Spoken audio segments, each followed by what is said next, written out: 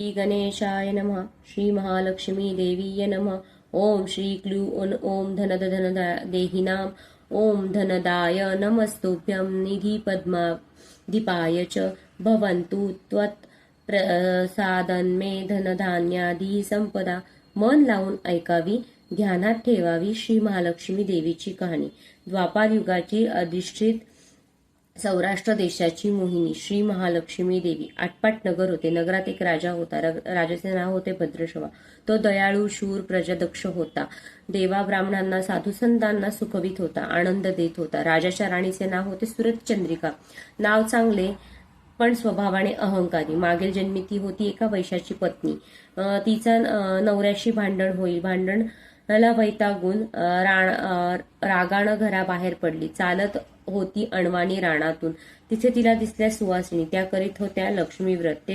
तिने पाहिले. त्यांच्याबरोबर तिनं ही व्रत केले. दुःख विसरली, दारिद्र्य गेले, परिस्थिती सुधारली. देवीची भक्ती फळाला आली. कालांतराने ती मरण पावली. पुढे तिचा पुनर्जन्म झाला. स्त्रीचा जन्म पुन्हा मिळाला. पण भाग्य उजळले. भद्रश्रवा राजाशी तिचा विवाह झाला. ऐश्वर्यात लोळू लागली. गर्वाने ती फुगली. गरिबांना विसरली.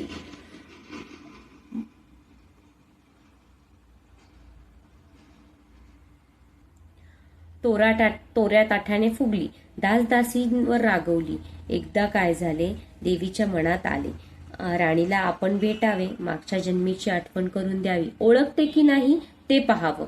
राणी राजवाड्यात सुखात राहत होती. राजाही तिचे कौतुक करी, तिचे लाड पुरवी. त्या दोघांना एकूण 7 पुत्रे होती. यांनी एक कन्या. कन्येचे नाव होते शांबाला. एके दिवशी काय झाले, देवीने म्हातारीचे रूप घेतले. फाटकी वस्त्रे नेसली, माती मळवट भरला, हाती काठी घेतली. काठी टेकीत टेकीत ती राणीच्या भेटण्यासाठी राणीच्या महालाशी आली आणि तिने आरोळी दिली. आहे का कोणी घरात? कोणी घास देईल का? दासी बाहेर आली. म्हातारीला दाराशी पाहून तिने विचारले, कोण ग बाई तू? कुठून आलीस? काय नाव तुझं? काय गाव तुझं? तुला हवंय तरी कोण? मधून हळूहळू खोकत म्हातारी बोलू लागली, माझे नाव कमला, द्वारकेहून आले ग. राणीला भेटायचं आहे. कुठे आहे तुझी राणी? दासी म्हणाली, राणीसाहेब महालात आहेत, सख्यांशी गप्पा मारतायत. त्यांना सांगितलं तर त्या माझ्यावर रागवतील. तुला ग त्या कशा भेटतील? काय तुझा हा अवतार? तुला पाहून त्या माझ्यावर ओरडतील, उंदून बोलतील, त्यांच्या सख्या तुझ्यावर हसतील. तू जरा आडोशाला बैस. मैत्रिणी गेल्या म्हणजे मी सांगते त्यांना. म्हातारी रागावली, मनोमन संतापली. तुझी राणी पैशाला भाळली, माणुसकी विसरली, दरिद्री मेली. आज झाली राणी पण देवीला विसरली. माझ्यामुळेच ना, मीच तिला व्रत सांगितले, तिनं ते केलं. आता राणीपदावर बसली, देवीला आठवणही राहिली नाही. गर्व झालाय संपत्तीचा, पैशाची धुंदी आलीये, गोरगरिबांची पर्वा नाही. थोड्या मोठ्यांच्या मुली त्या तिच्या मैत्रिणी.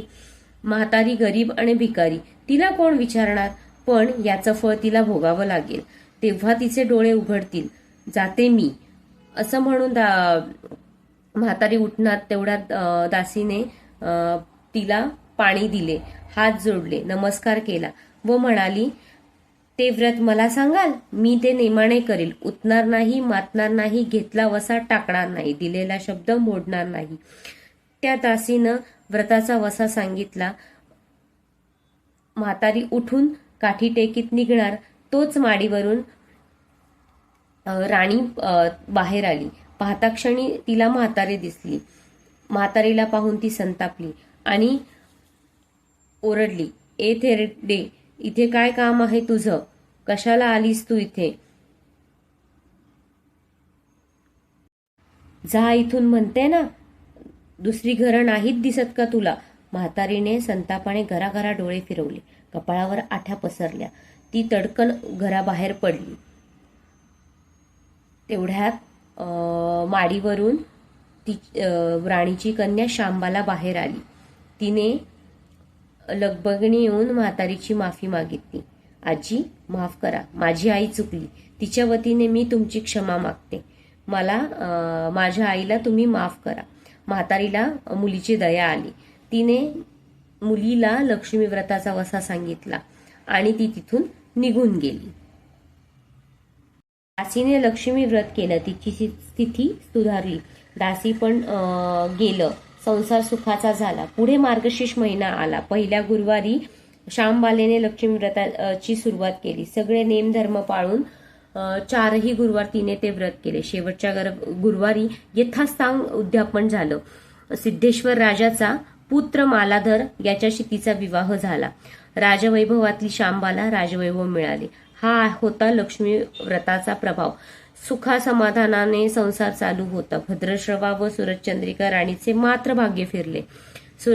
शत्रूने राज्यावर चाल केली. भद्रश्रवाचं राज्य लुबाडलं. सुरचंद्रिकेचं राणीपद गेलं. भद्रश्रवाला वाईट वाटलं, पण तो तरी काय करणार. पूर्वीचे दिवस आठवले. राणावाणात फिरत राजा राणी कष्टाने दिवस काढत होते. भद्रश्रवाला कन्येला भेटण्याची इच्छा निर्माण झाली. तो एकटाच निघाला. चालून चालून दमला म्हणून तो नदीकाठी विश्रांतीसाठी थांबला. नदीवर श्यामबालेची दासी ने भद्रश्रवाला पाहिले, ओळखले. घाईने ती राजवाड्यात गेली. राजाला तिने सांगितले. मालाधराने रथ आणि माणसे पाठवली. सासऱ्यांना घरी सन्मानाने आणण्यात आले. त्यांना नवी वस्त्रे, कंठीहार दिला. श्यामबालेने वडिलांची काळजी घेतली. काही दिवसांनी राजाला परत जाण्याचे विचार मनात घोळू लागले. त्याने तसे जावयाला सांगितले. राजा आणि राणीने संमती दिली. तसे सोबत रथ आणि मोहरांनी भरलेला हंडा दिला. राजा हंडा घेऊन घरी आला. सुरचंद्रिकेला सांगितले. सुरचंद्रिकेला हंडा पाहून आनंद गगनात मावेनासा झाला. तिने झाकण उघडून पाहिले. आत पाहते तर काय, तिला कोळसे दिसते. सुरचंद्रिकेने कपाळावर हात मारला. नशिबाला दोष दिला. नवऱ्याला सांगितले. तोही ऐकून चकित झाला. दुःख पाठलाग करीत होते. दारिद्र्य सरत नव्हते. चिंतेचे सावट पसरले होते. काळजीचा वणवा भडकत होता. सुरचंद्रिकेचा एक एक दिवस दुःखाचा जात होता. एके दिवशी तिलाही मुलीला भेटण्याची इच्छा निर्माण झाली. डोळे भरून पाहावे असे वाटले. तो होता गुरुवार. ती मुलीच्या घरी पोहोचली. तिला पाहून आईला पाहून मुलीने मिठी मारली.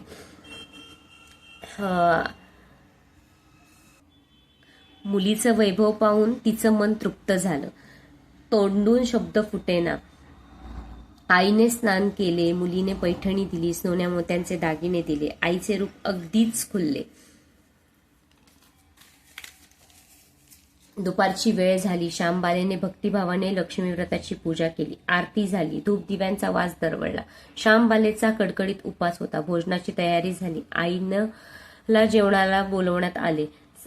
सुरचंद्रिका पाटावर येऊन बसली, पण ती एकदम शांत होती. तिला मागचा जन्म आठवला. लक्ष्मी देवीच्या कृपेने ती या जन्मी राणी झाली होती. ती म्हणाली, श्यामा, मी देखील उपवास करेन. श्यामा म्हणाली, ठीक आहे. मार्गशीर्ष महिना होता. मुलीनं 4ही गुरुवार व्रत केले. ते तिच्या आईने पाहिले. तीही उपवास करू लागली. देवीला भक्तिभावाने प्रार्थना करत होती. महिना संपला. घरी जाण्याचा विचार ठरला. पोचवायला श्यामबाला सोबत गेली. 4 दिवस श्यामबाला राहिली आणि निघताना तिने वडिलांना दिलेल्या पैशाचा हंडा सोबत घेतला. त्यामध्ये मीठ भरले. तो नोकराजवळ देऊन ती पुन्हा सासरी आली.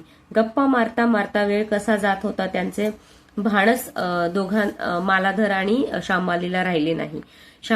मालाधराने विचारले, माहेराहून काय आणलेस? श्यामबालेने सोबत आणलेल्या हंड्याकडे बोट दाखवले. मालाधराने उत्सुकतेने झाकण काढले. आत पाहतो तो मिठाचे खडे. अगं वेडी, मिठाचे खडे कशाला आणलेस? इथे मिळत नाही का मीठ? मीठ मिळतं ना, पण हे माझ्या वडिलांच्या राज्यातलं आहे. वडिलांचं राज्य सौराष्ट्र होतं. त्या शेजारच्या समुद्राचं हे मीठ. समुद्रावरती दूरवर माझ्या वडिलांचं राज्य होतं. पण आज श्यामबालेच्या सांगण्यातील खोच राजाने हेरला. त्याने विचारात गुंतला. श्यामबाला पुढे म्हणाली, हे मीठ जीवनाचं अमृत आहे. अन्नाला चव येते ते मिठानेच. मीठ नसेल तर पदार्थ आणि ज्याचं मीठ खावं त्याच्याशी इमानी असावं. त्याचं रक्षण करावं. कामात कसूर झालास तर प्रसंगी प्राणही द्यावे. राजा निश्चयानं उठला. त्यानं सेनापतीला सासऱ्यांना घेऊन येण्यास पाठवले. भद्रश्रवाला काही कळेना. ताबडतोब तोही जावयाकडे आला.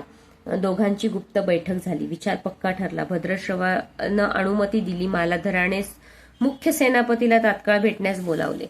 सेनापती आला. त्यानं मालाधराला वंदन केले. आज्ञा करावी महाराज. ते म्हणाले, भद्रश्रवाचं राज्य जिंकलेल्या शत्रूवर ताबडतोब स्वारी करा. प्रत्येक सैनिकाच्या हातात हंड्यातील एक मिठाचा खडा ठेवा. शपथ घेऊन प्रत्यक्ष झुंजायला सांगा.